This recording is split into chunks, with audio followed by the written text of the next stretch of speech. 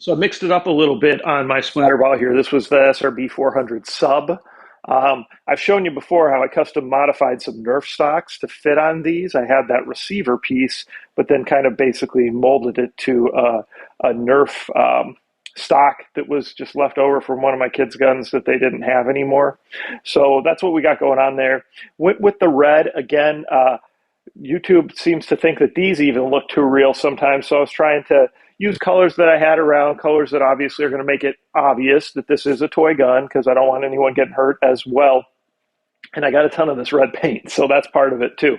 But anyway, I think it looks nice. I knew I wasn't going to take it apart to paint these couple little blue spots. So I thought if I did red and then the dark gray, which I'd already kind of started on it, I thought that would look nice. So one thing I had showed you in the previous build video, again, you've got this custom printed battery door. And then again, I made it so that this has a nice connection like that, right? So you got a nice auxiliary connection for your battery, and then an 11.1 volt battery fits in there.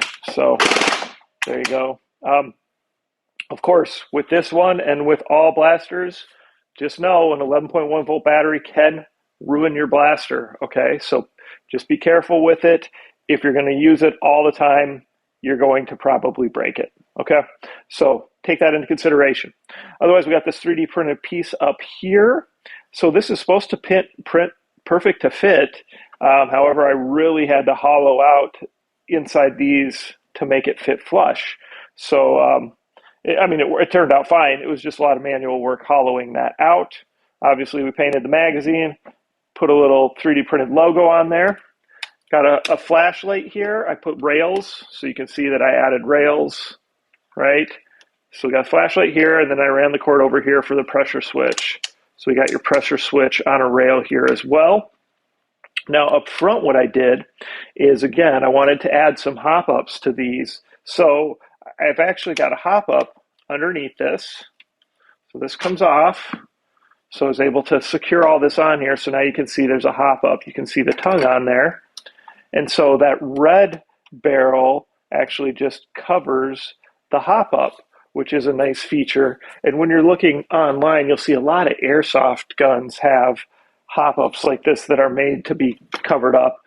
However, this was obviously 3D printed, but these were other pieces I had around that just managed to fit perfectly. So then this can cover that hop-up, which looks a little cooler, I think, to have a nice longer barrel like that. There's still plenty of room. It's not going to affect the performance at all. So anyway, we got the battery in there. We got a new grip. We added that, added these two rails, put this up here, and then we added a sight on there as well, a nice sight and the hop up. So we're going to shoot this a little bit, and eventually I'm going to take it outside and shoot it for you outside too. So there you go. Again, a little different stock on there.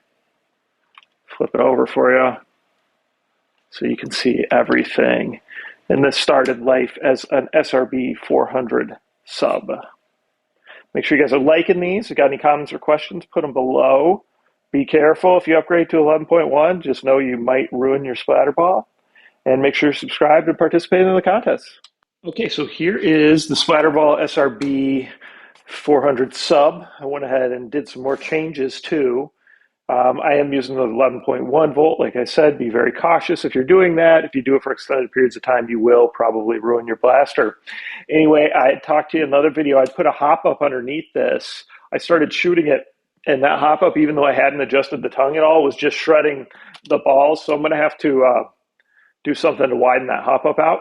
But anyway, we can go ahead. I took the hop-up off, and we're just going to go ahead and shoot it and see how the FPS is. So let's check it out.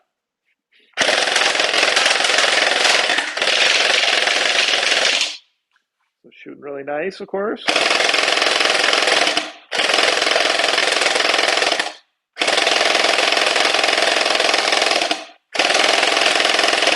So they were hitting about 200 on average. Of course, there were some really high ones. There were a couple low ones.